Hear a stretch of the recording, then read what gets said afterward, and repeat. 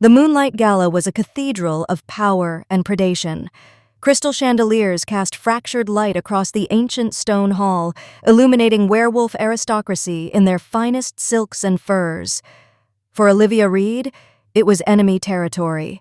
She gripped her serving tray like a lifeline, feeling the weight of 1,000 territorial stares on her plain servant's dress.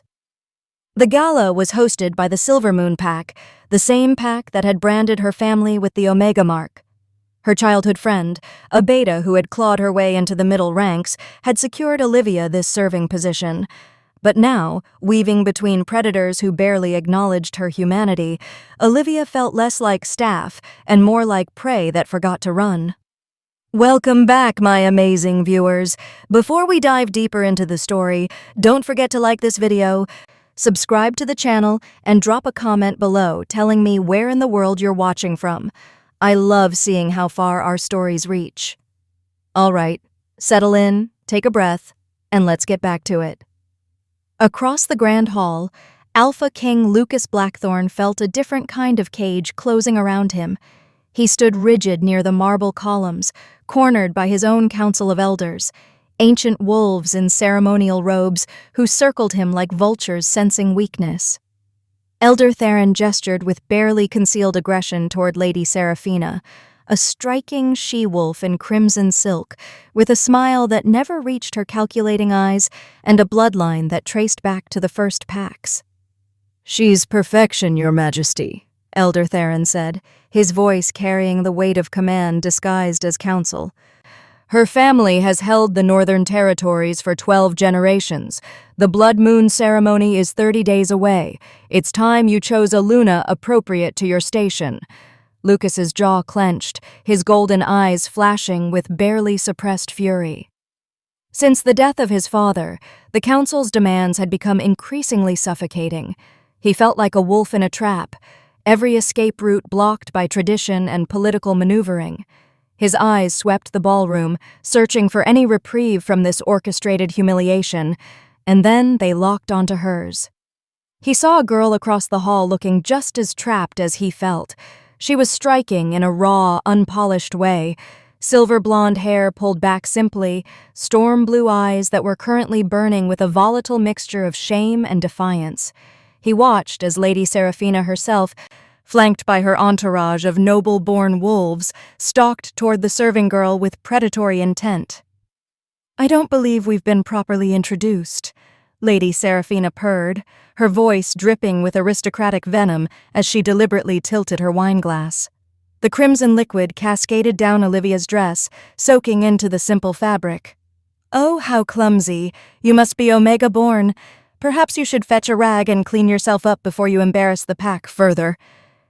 The insult was a public execution. Laughter rippled through the nearby nobles. Olivia's face flushed, her fingers trembling as they gripped the now empty tray. Her wolf instincts, dormant but not dead, screamed at her to submit, to lower her eyes and flee.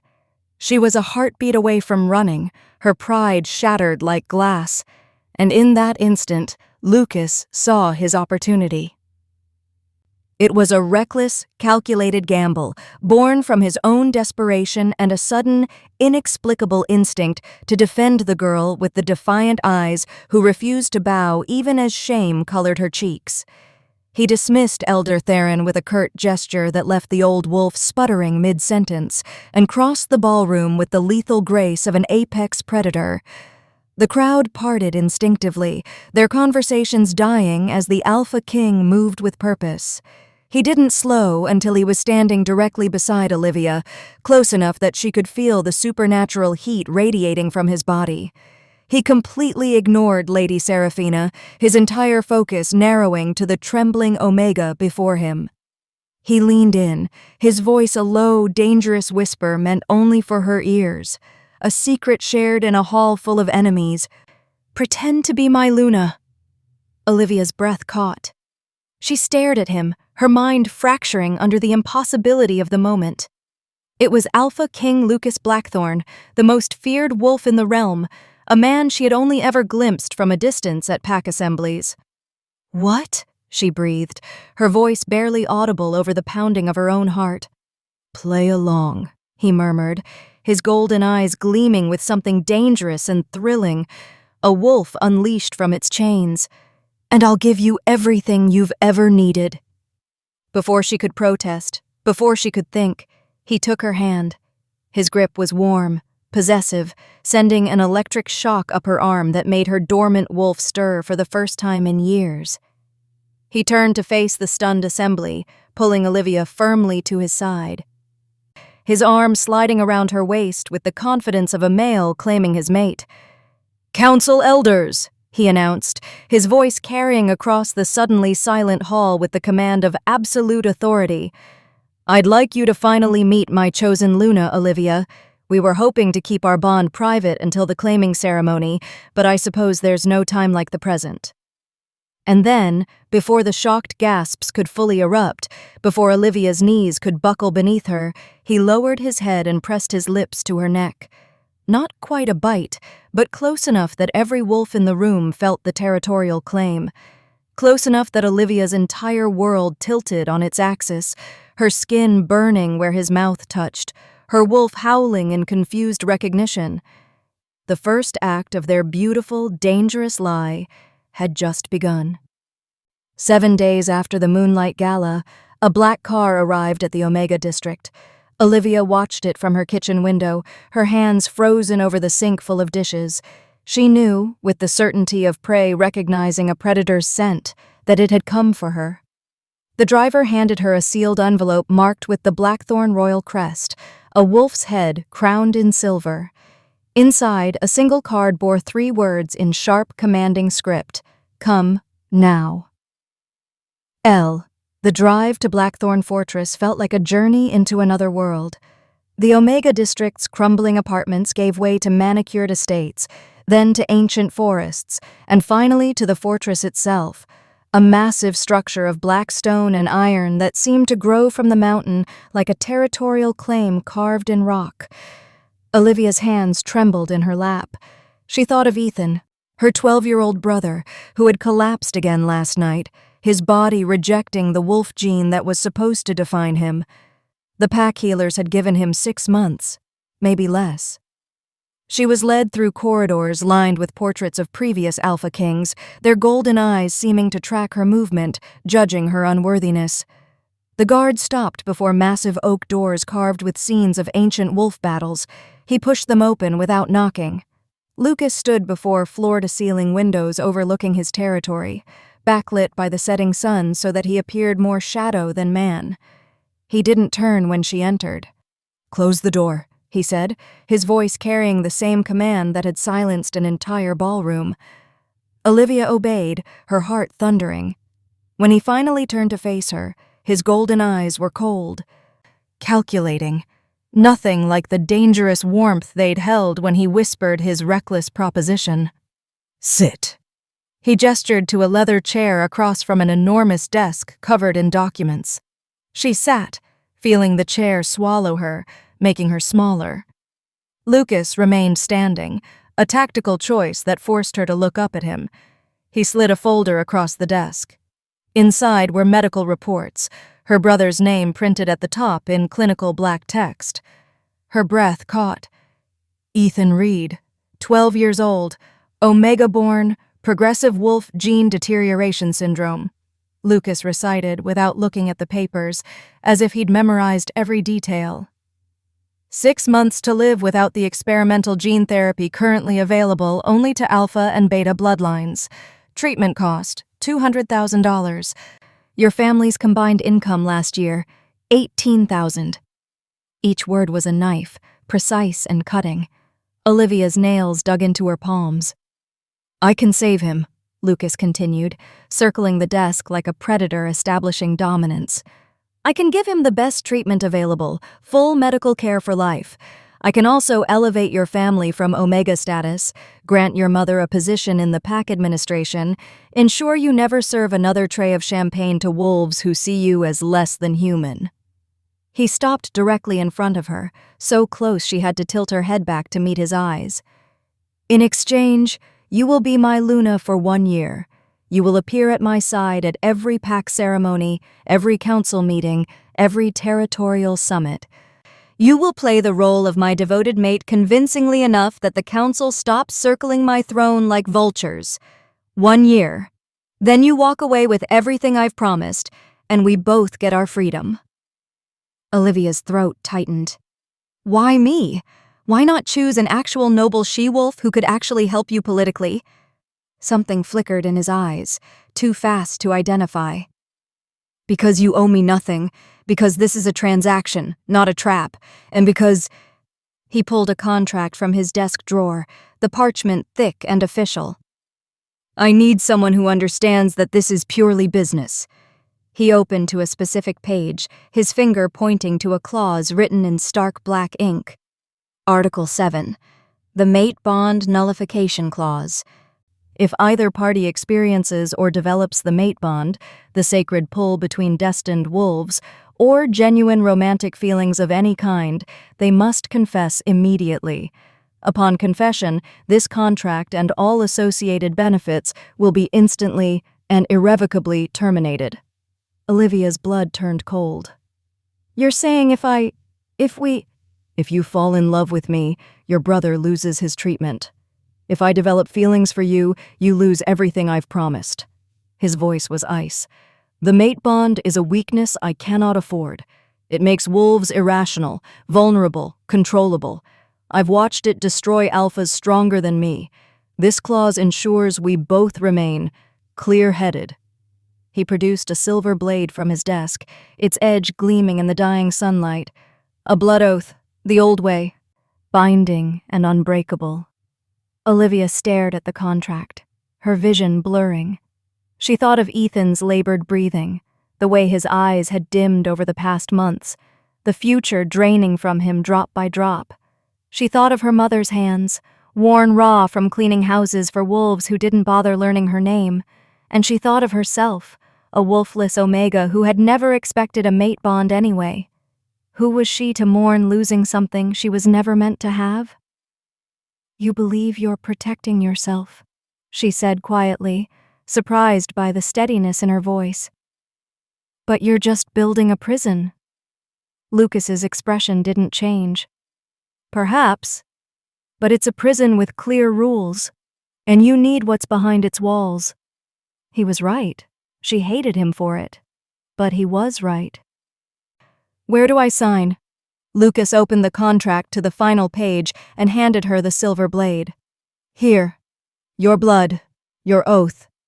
Olivia pressed the blade to her palm, wincing as it bit into her skin. Blood welled, dark and red. She pressed her palm to the parchment, her handprint stark against the cream-colored paper. The moment her blood touched the contract, she felt something shift. Not magical, but irrevocable. A door closing. A choice made. Lucas took the blade and made his own cut without hesitation, pressing his palm beside hers.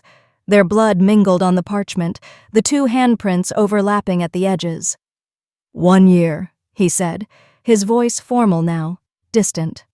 "Starting tonight. A car will collect your belongings tomorrow. You'll move into the Luna's wing of the fortress by week's end." Olivia stood on shaking legs, cradling her bleeding hand. At the door, she paused. "You asked why I agreed to this," she said without turning around. "It's because I have nothing left to lose. But you, Your Majesty, you're afraid of the one thing that could actually save you. That makes you the weaker wolf."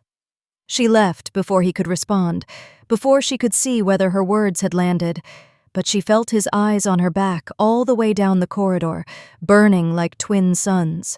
The blood contract was sealed, the cage was locked, and neither of them realized they'd just signed away their only chance at freedom. The Luna's wing was a gilded cage.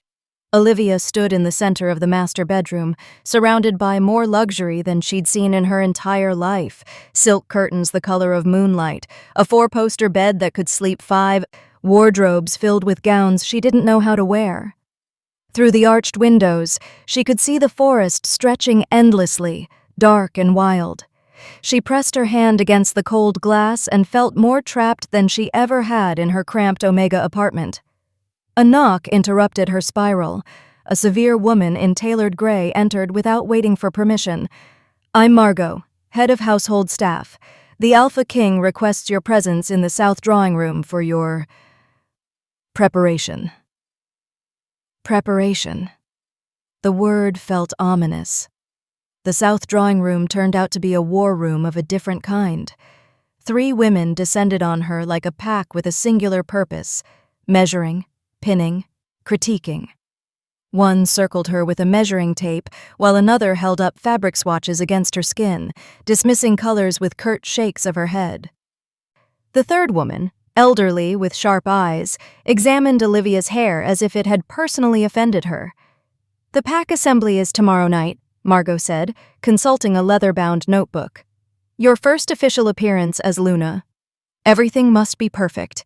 The council will be watching for any sign of weakness." "What do I have to do?" Olivia asked, trying not to flinch as pins were jabbed near her ribs. "Stand beside him. Smile. Look devoted. And when he kisses you—" Margot's eyes bored into hers with unexpected intensity. "You kiss him back, like you mean it. The pack can smell a lie." That night, Olivia couldn't sleep. She wandered the Luna's wing, discovering a private library, a balcony overlooking the training grounds, and a locked door that connected to what she assumed were Lucas's chambers. She stood before that door for a long moment, her hand hovering over the handle, before forcing herself to walk away. The next evening, they dressed her in midnight blue silk that hugged her body like a second skin, the neckline cut low enough to make her feel exposed. They painted her face, twisted her silver blonde hair into an elaborate design, and fastened a collar of diamonds around her throat that felt like a beautiful shackle. When Lucas arrived to collect her, she barely recognized herself in the mirror. But she recognized the look in his eyes when he saw her, a flash of something primal before his expression shuddered back to ice. "You look the part," he said, offering his arm. "So do you," she replied, taking it. He wore all black, from his shirt to his suit, the only color the gold of his eyes and the crown that rested on his dark hair. Together, they looked like a painting of power and a complete fabrication. The great hall was packed with wolves. Hundreds of them, from every rank and territory, all gathered to witness the Alpha King present his chosen Luna. The moment Olivia entered on Lucas's arm, the conversations died like snuffed flames. She felt their eyes like physical pressure, assessing, judging, searching for the weakness Margot had warned her about. Lucas led her to the raised dais where 2 throne-like chairs waited. The Council of Elders sat in a semicircle to their right, their ancient faces unreadable. Elder Theron leaned forward, his voice carrying across the sudden silence. "Alpha King Lucas, you've called this assembly to present your chosen mate. The pack has concerns. She is Omega-born. Wolfless, some say." The word landed like an accusation. "How can such a pairing possibly serve the Silvermoon pack?" Olivia's hands clenched. The insult was calculated, designed to make her react, to prove she didn't belong here. But before she could speak, Lucas's hand covered hers, a gesture that looked protective but felt like a warning. "Elder Theron raises questions I've anticipated," Lucas said, his voice cutting through the assembly like a blade. "So let me be clear.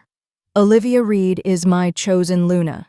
She has my protection, my loyalty, and my claim. Any wolf who questions her questions me." He stood, pulling Olivia to her feet beside him. The crowd stirred, uneasy.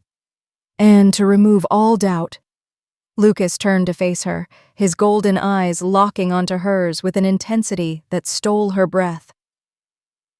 His hand came up to cup her face, thumb brushing her cheekbone.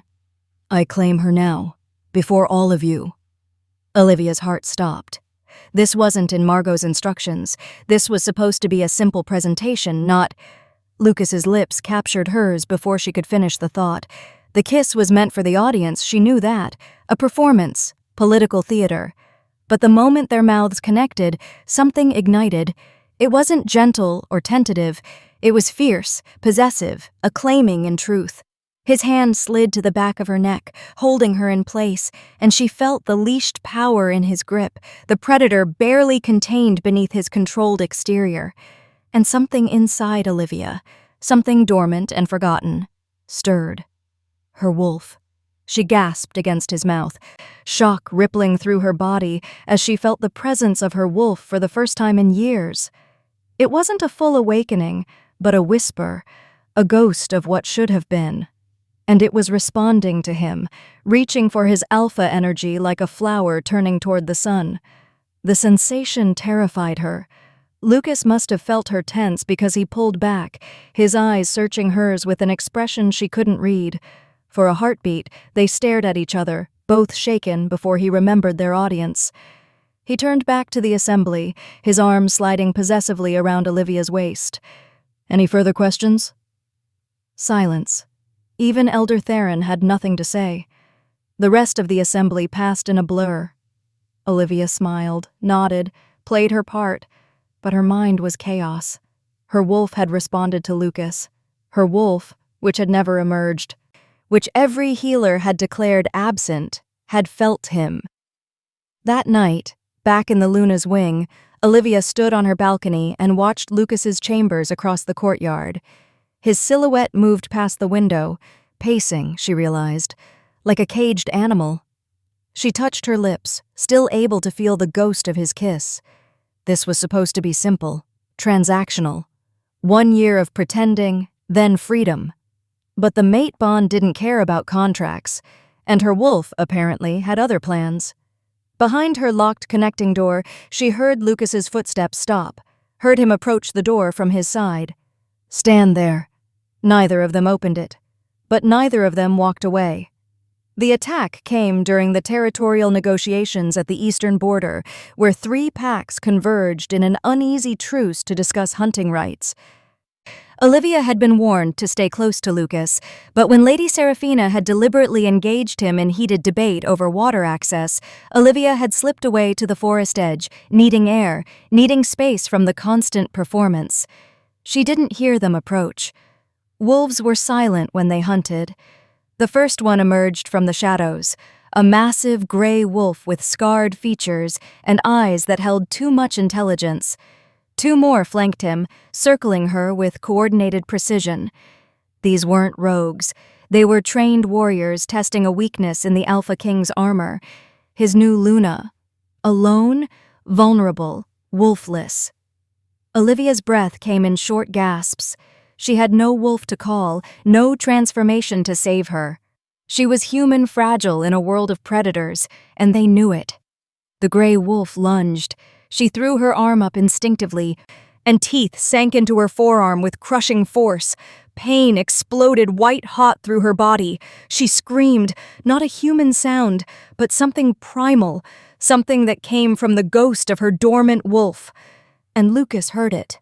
The roar that answered her scream wasn't human. It was the sound of an alpha's fury, of pure territorial rage given voice. The gray wolf released her arm, ears flattening as he spun toward the noise. Lucas came through the trees like a storm given form, but he wasn't in his human shape. He'd transformed mid-run, and his wolf was massive, easily twice the size of her attackers, midnight black with eyes that burned gold like twin suns. His lips pulled back from fangs as long as daggers. The gray wolf barely had time to snarl a warning before Lucas was on him. What followed wasn't a fight. It was a massacre. Lucas moved with terrifying efficiency, his jaws closing around the gray wolf's throat and shaking once, twice, until the body went limp. The other 2 wolves tried to flee, but Lucas was faster. He caught the first one by the spine, the sickening crack echoing through the forest. The last one almost made it to the tree line before Lucas's claws raked across its hindquarters, bringing it down. Olivia pressed herself against a tree, her wounded arm clutched to her chest, unable to look away from the violence. This was Lucas without his careful control, without his political mask. This was the apex predator who had earned his crown in blood. When the last attacker stopped moving, Lucas stood among the bodies, sides heaving, muzzle stained red. Then his massive head swung toward her, and Olivia's heart stuttered. For a moment, she saw only the wolf, ancient, powerful, dangerous. But then his eyes found hers, and something shifted. The rage drained away, replaced by something that looked almost like fear. He crossed the distance between them in 3 long strides, his wolf form towering over her. Olivia should have been terrified. Instead, she reached out with her uninjured hand and touched his muzzle. His fur was coarse and warm beneath her trembling fingers. "I'm okay," she whispered, though her arm was screaming otherwise. Lucas made a sound low in his chest, not a growl, but something softer, almost pained. Then he lowered himself to the ground, his meaning clear. She was supposed to climb on his back. Olivia managed to pull herself onto him, her wounded arm making the movement clumsy. The moment she was secure, Lucas rose and began running through the forest with smooth, powerful strides that somehow didn't jostle her injuries. She buried her good hand in his fur and held on, feeling the strength in his muscles, the perfect control even in his wolf form. He brought her to his private chambers, not the medical wing. She'd never been in this part of the fortress. It was darker than her rooms, more severe, with stone walls and minimal decoration. A fireplace dominated one wall, already burning low. Lucas set her down gently on a leather sofa near the fire, then retreated to the far corner of the room. She heard the distinctive sounds of transformation, bones shifting, muscle reforming, and then Lucas stood before her in human form, naked except for the shadows. "Don't look," he commanded, his voice rough as he grabbed clothes from a wardrobe. Olivia turned her face toward the fire, her cheeks burning despite everything. She heard fabric rustling, then his footsteps approaching. He knelt before her dressed in loose black pants, his chest still bare, and reached for her injured arm without asking permission. His hands were steady as he examined the bite, but Olivia could see the tension in his shoulders, the rigid set of his jaw. "I should call the healers," he said, but made no move to do so. "You're doing fine," Olivia replied, watching his face instead of her wound. Lucas retrieved a medical kit from a cabinet, his movements precise and controlled. The surgeon now, not the king or the wolf. He cleaned the bite with antiseptic that burned, but Olivia bit her lip and didn't flinch. She wouldn't give him a reason to stop, because she was seeing something she'd never seen before. His hands shook. It was barely perceptible, just the slightest tremor as he wound clean bandages around her forearm. But it was there. A crack in the perfect control. "They were from the northern pack," Lucas said, his voice tight. "Sent to test me. To prove my choice of Luna made me weak." He tied off the bandage with more force than necessary. "They were right." "They're dead," Olivia pointed out. "That's not weakness." "I left you alone. I let you become a target." His golden eyes lifted to hers, and the anguish in them stole her breath. "You could have died." "But I didn't. You saved me." "I should have prevented it entirely." He reached up without thinking, his hand cupping her face with devastating gentleness. His thumb traced the curve of her cheekbone, brushing away a smudge of dirt she hadn't realized was there. "Olivia." Her name on his lips wasn't a command or a formality. It was something raw, something real, something that violated every term of their contract. She saw the moment he realized what he'd done. His expression shuddered, and he jerked his hand back as if she'd burned him. He stood abruptly, putting distance between them with the same violence he'd used to kill her attackers. "That can't happen again," he said, his back to her, shoulders rigid. "Any of it." Olivia touched her bandaged arm, then her face, where his hand had been. "The attack, or—" "All of it." His voice was ice again, the careful control reconstructed. "You'll have guards, constant protection, and I'll be more careful." "Lucas?" "Go back to your chambers, Olivia. Now." It was a dismissal, cold and absolute.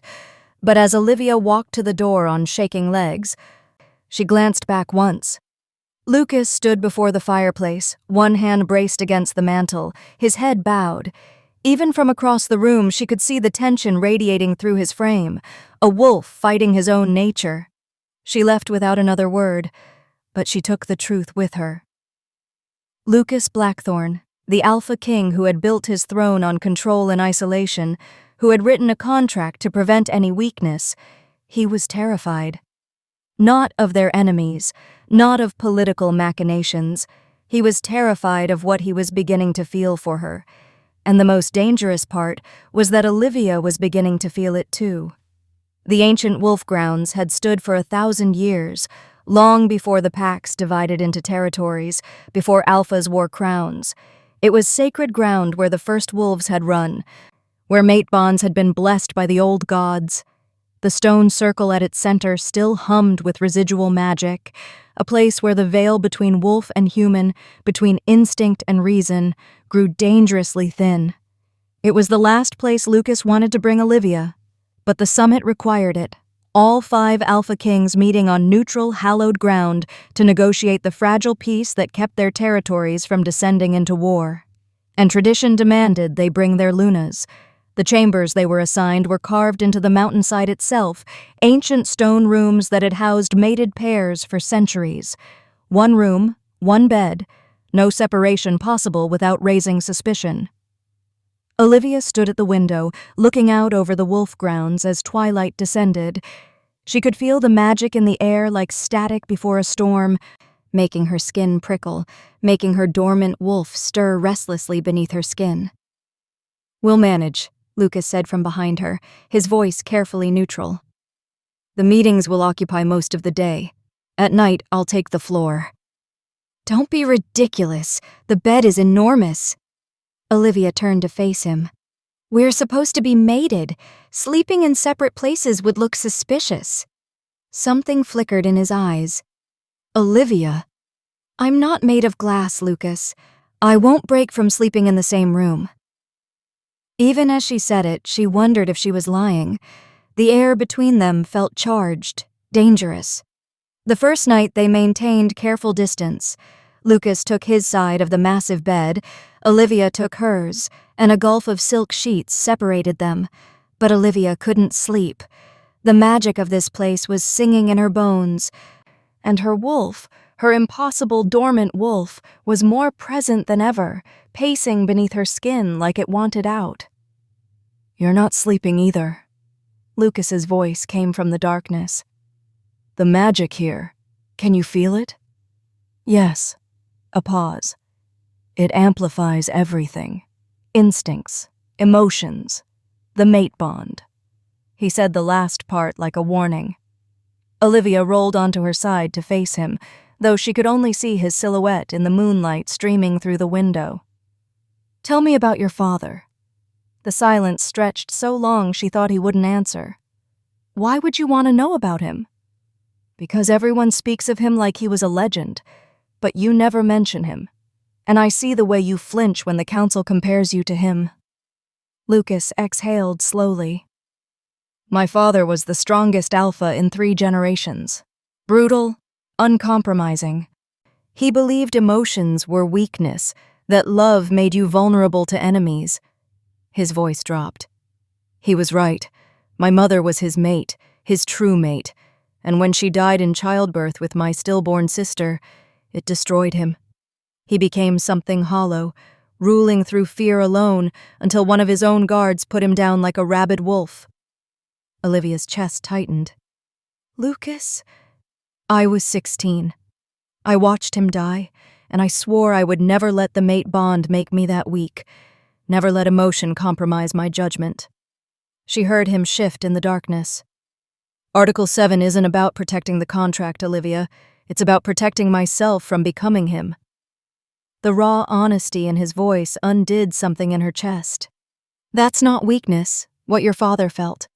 That's grief. They're not the same thing, aren't they? Both make you vulnerable.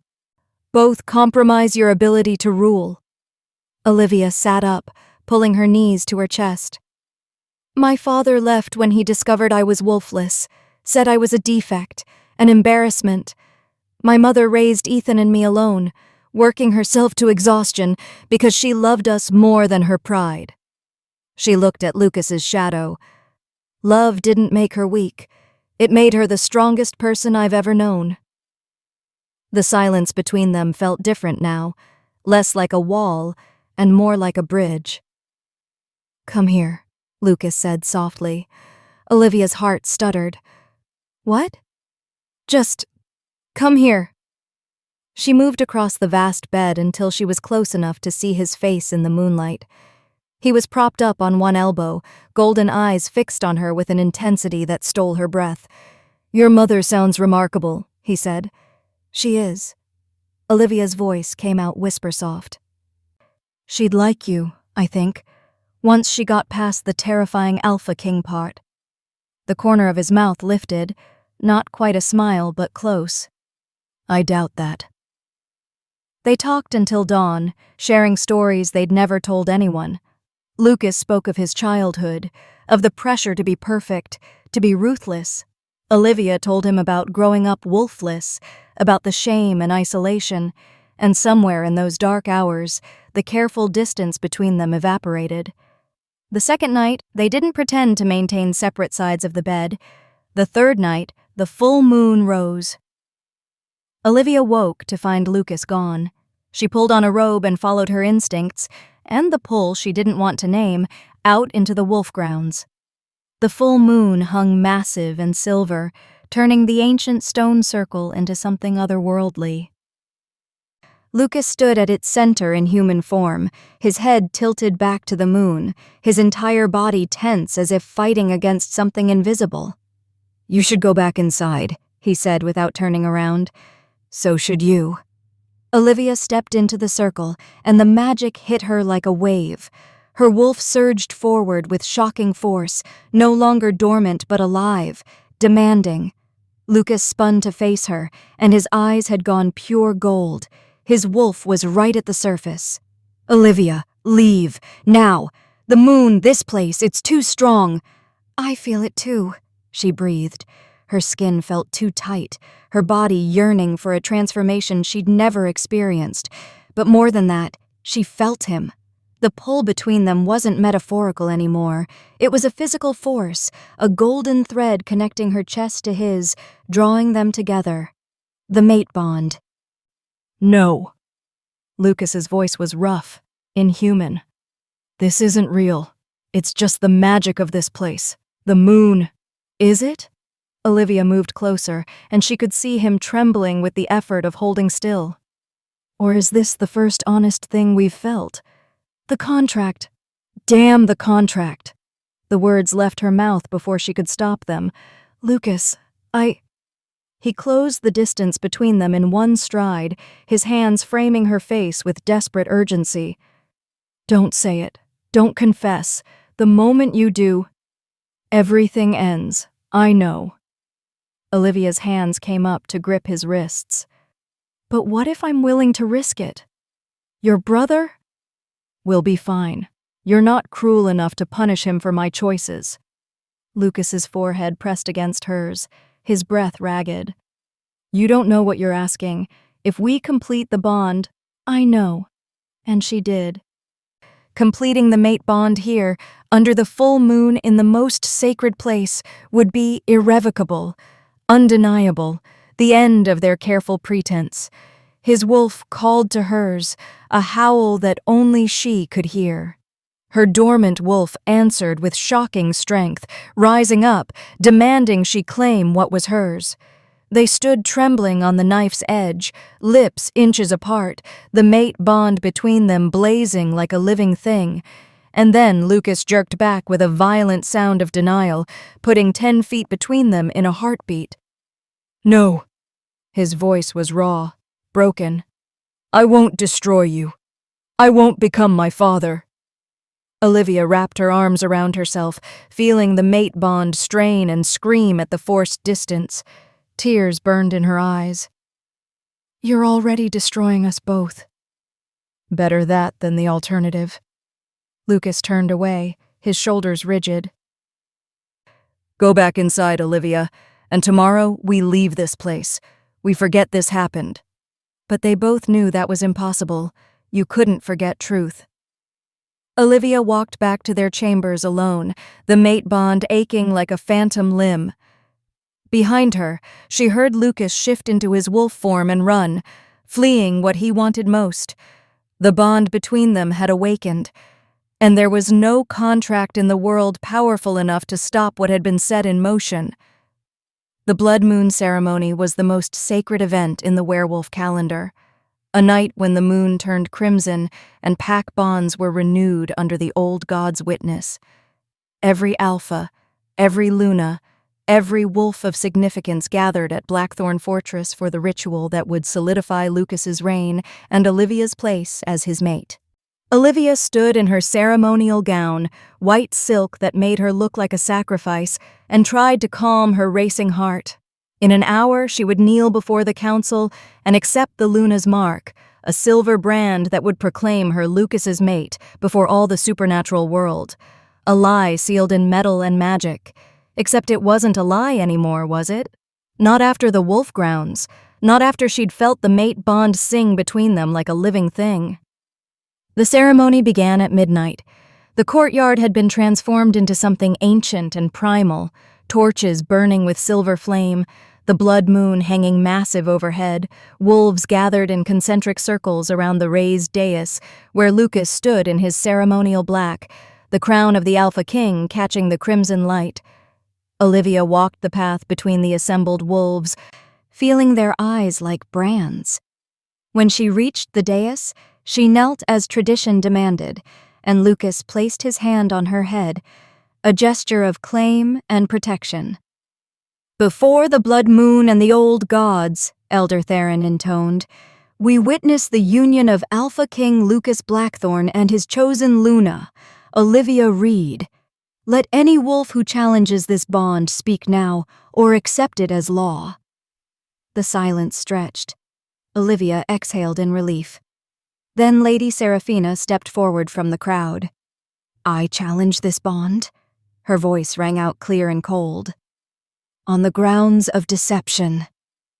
The assembled wolves erupted in whispers. Lucas's hand tightened on Olivia's shoulder, a warning to stay still. "Explain your accusation," Lucas commanded, his voice deadly quiet. Seraphina smiled, sharp and vicious. "The Luna is wolfless. She has been since birth. I have medical records from the pack healers, documentation of her Omega status, proof that she cannot shift, cannot run, cannot fulfill the most basic requirement of a Luna. She has no wolf." She threw a folder at Olivia's feet. Papers scattered across the stone, each one a piece of Olivia's shameful history laid bare. The crowd's whispers became a roar. Olivia felt their judgment like claws raking her skin. She heard the words clearly now. Defective, fraudulent, unworthy. "Is this true?"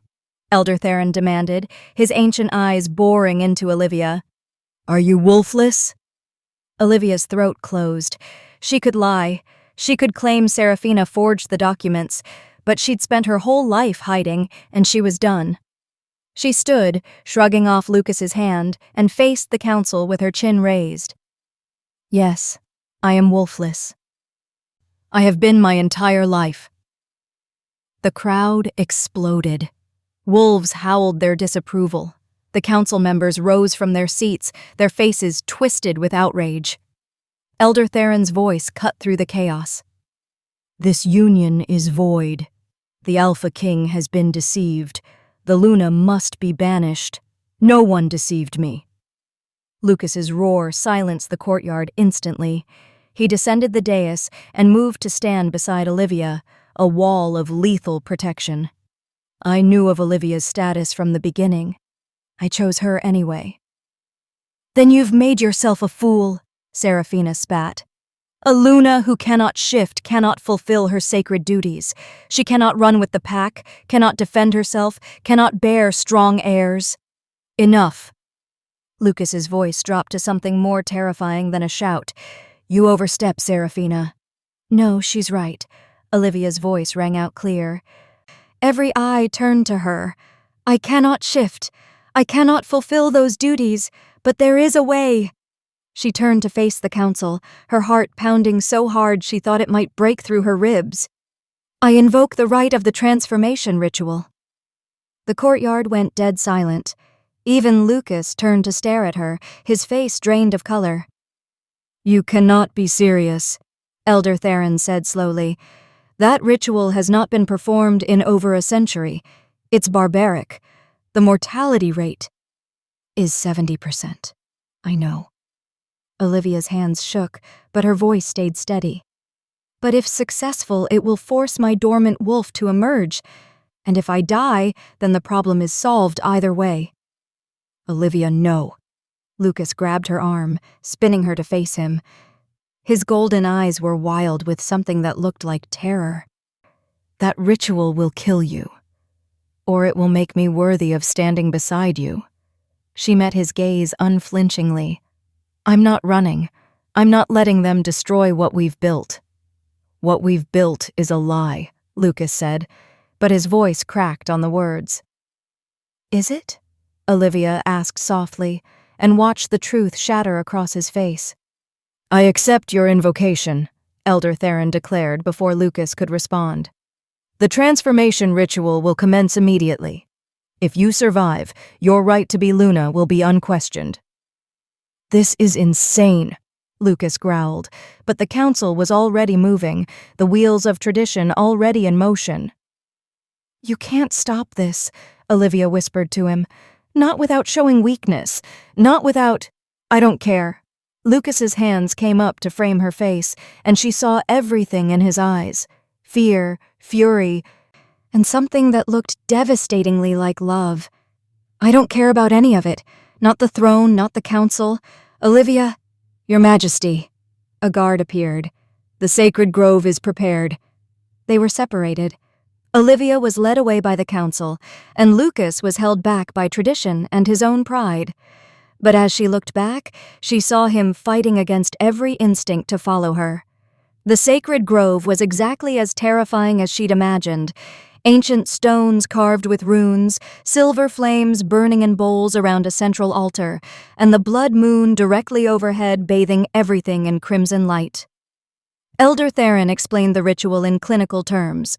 They would invoke the old magic, force her body to either transform or die trying. The pain would be beyond comprehension.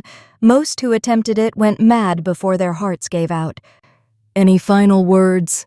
Elder Theron asked. Yes. Olivia looked directly at the council. I do this not because I'm ashamed of what I am. I do it because I refuse to let fear win. Mine or anyone else's. The ritual began. The council chanted in the old language, and Olivia felt magic slam into her like a physical blow. Pain exploded through every nerve, her body trying to shift into a form it had never known. She screamed, fell to her knees, felt her bones begin to crack. And then Lucas was there. He tore through the circle, roaring his defiance, and pulled Olivia into his arms. The magic broke, the ritual shattered, and chaos erupted as the council shouted their outrage. Enough! Lucas's voice was pure alpha command. He lifted Olivia into his arms, her body still shaking from the aborted transformation. All of you, enough! He carried her away from the grove, ignoring the council's protests, ignoring tradition and law and everything he'd ever believed in. He ran through the forest until they reached a small clearing far from the fortress, where the blood moon still watched, but the world felt quieter. He set her down gently against a tree, his hands frantically checking her for damage. Are you hurt? Olivia, talk to me. I'm okay, she gasped. Lucas, what did you just do? The council? Your throne! I don't care. His voice broke. Do you understand? I don't care about any of it.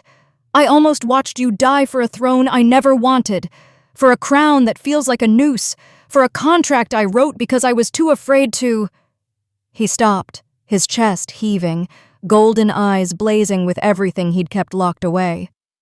Article 7, he said mechanically, desperately reaching for control. The mate bond nullification clause. I hereby invoke— Stop! Olivia's hand covered his mouth. Before you finish that sentence, you should know something.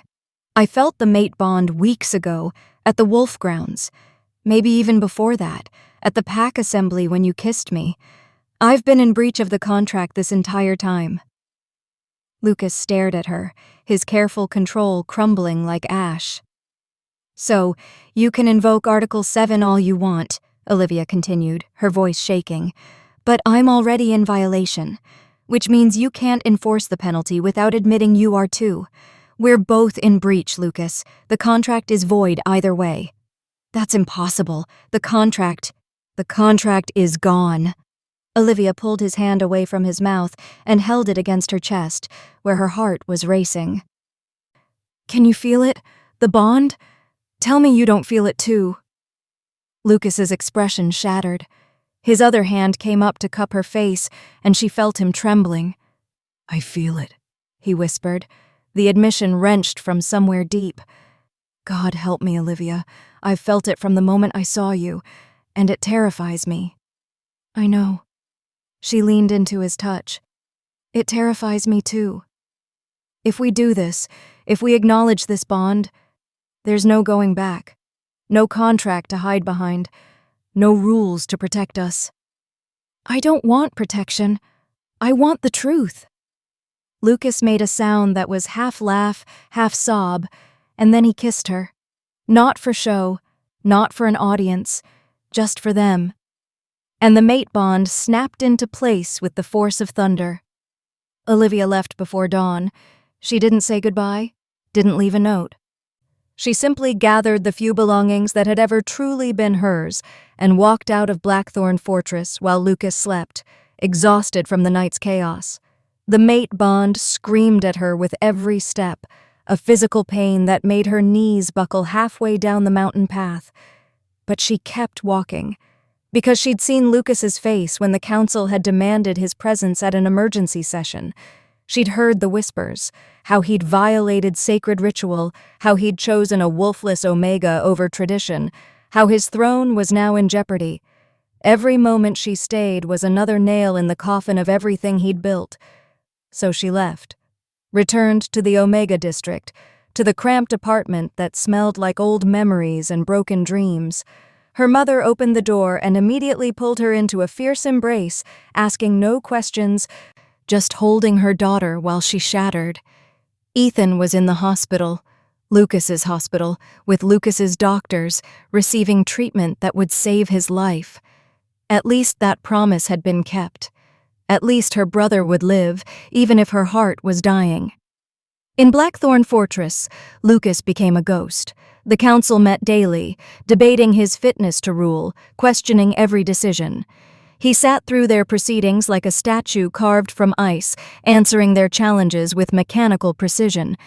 But inside, his wolf was howling, clawing at his ribs, demanding he find their mate. The incomplete bond was torture. Every breath hurt. Food turned to ash in his mouth. Sleep brought only nightmares of Olivia walking away, over and over, while he stood frozen, unable to follow. He was becoming exactly what he'd feared, hollowed out, destroyed by the mate bond. But not in the way his father had been. His father had lost his mate to death. Lucas was losing his to his own cowardice. "You look like hell," a voice said from his doorway. Lucas didn't bother looking up from the reports he wasn't actually reading. "Alpha Jackson, to what do I owe the displeasure?" Jackson, Alpha of the Western Pack and Lucas's longtime rival, walked uninvited into the office and sat down. "I came to see if the rumors were true. The great Lucas Blackthorn, brought to his knees by an Omega girl." "Get out!" "Not yet." Jackson leaned forward, his expression surprisingly serious. "I've known you for 15 years, Lucas. Fought beside you, fought against you. I've seen you face down rogues, rival packs, political assassinations, but I've never seen you afraid until now." Lucas's jaw clenched. "I'm not—" "You're terrified," Jackson interrupted. "And I get it.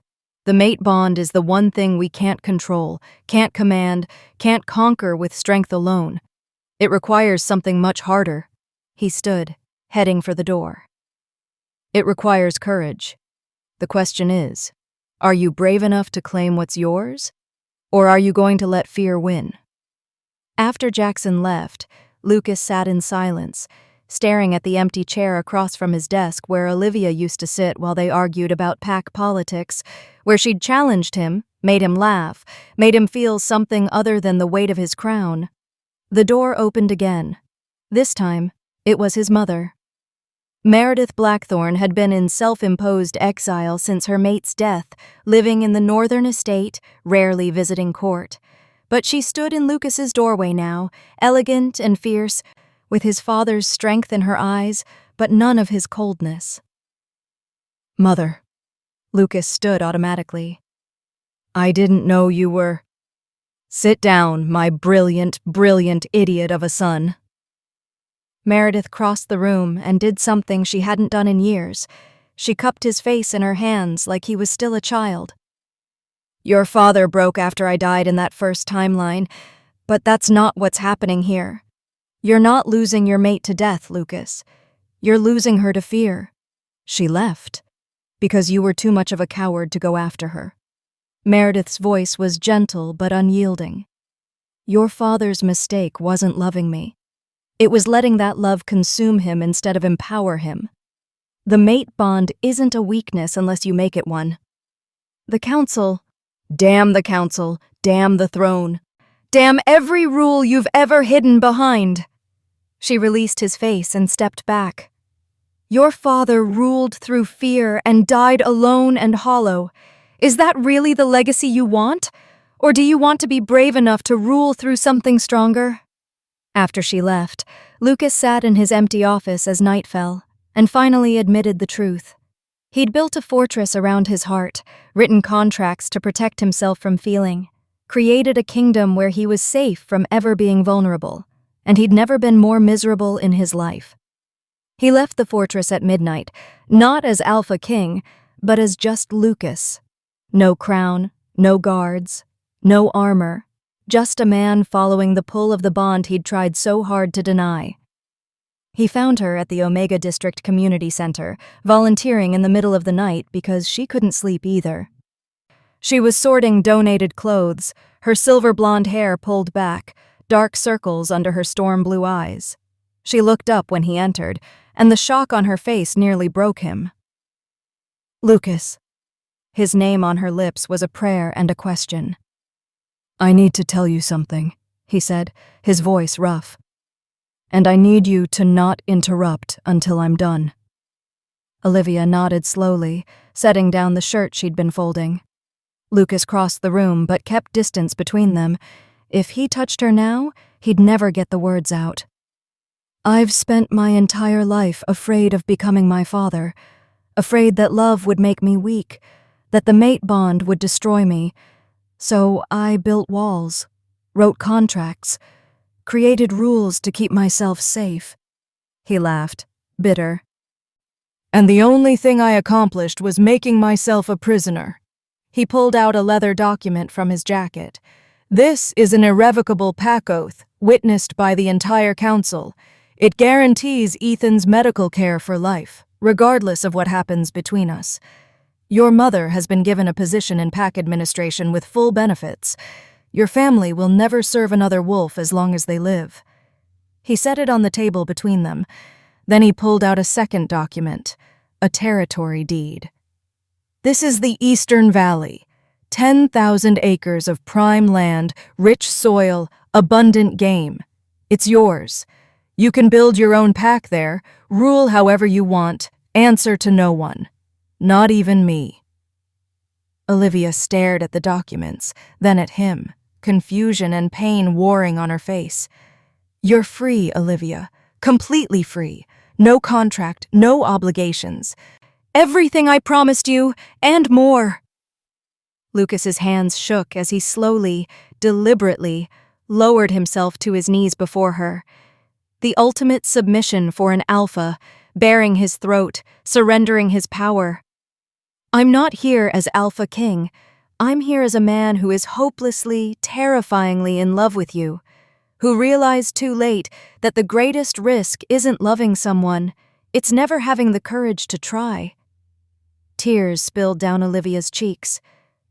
"Lucas, I can't promise you it will be easy. The council will fight us. Other packs will see us as weak. Every day will be a battle. But I'm done hiding behind contracts and fear." He looked up at her, everything he'd kept locked away shining in his golden eyes. "Choose me. Not my throne. Not my power. Just me. The man who howls at the moon when he thinks no one can hear. The man whose wolf has been howling for you since the moment we met." Olivia moved then, dropping to her knees in front of him, her hands framing his face. "You absolute fool. I know. I don't want your territory." She picked up the deed and tore it in half. "I don't want independence or freedom from you. I want the man who saves people he barely knows, who treats wounds with shaking hands because he cares too much, who built walls around his heart because he was brave enough to acknowledge how deeply he could feel." She kissed him then, soft and certain, and the mate bond sang between them like coming home. "I choose you," she whispered against his lips. "Not the Alpha King, not the fortress or the power, just Lucas, always Lucas." They completed the mate bond ceremony 7 days later under another blood moon, but this time in the sacred grove with only those who mattered, Olivia's family, Lucas's mother, and a handful of wolves who understood that true strength came from choosing love over fear. At their Luna coronation, they burned the old contract and created a new oath, written not in blood, but carved into silver. We choose each other every day, in weakness and strength, in fear and courage, not because a contract binds us, but because our hearts do. The council objected, some alphas challenged, but Lucas and Olivia ruled together with a strength no contract could have created, the strength of two wolves who'd been brave enough to surrender control and trust in something bigger than fear. The story ends where it began, under moonlight. But this time, two wolves run together through the forest, one massive and black, one smaller with silver-streaked fur that shouldn't exist on a wolf that was never supposed to be. Because the mate bond had done what the transformation ritual couldn't. It had called forth Olivia's wolf through love, not pain. They ran until dawn, two halves of one soul, the strongest pack bond in werewolf history forged not through contract or tradition, but through the simple, terrifying, beautiful choice to love without conditions. And they chose each other. Every single day. For the rest of their immortal lives. Thank you so much for watching till the end. If you enjoyed this story, don't forget to like the video, subscribe to the channel, and turn on the notification bell so you never miss our next upload. I'd also love to hear your thoughts. Tell me in the comments what you think about this story and where you're watching from. Your support means a lot and helps us keep creating more stories like this. Until next time, stay safe, stay inspired.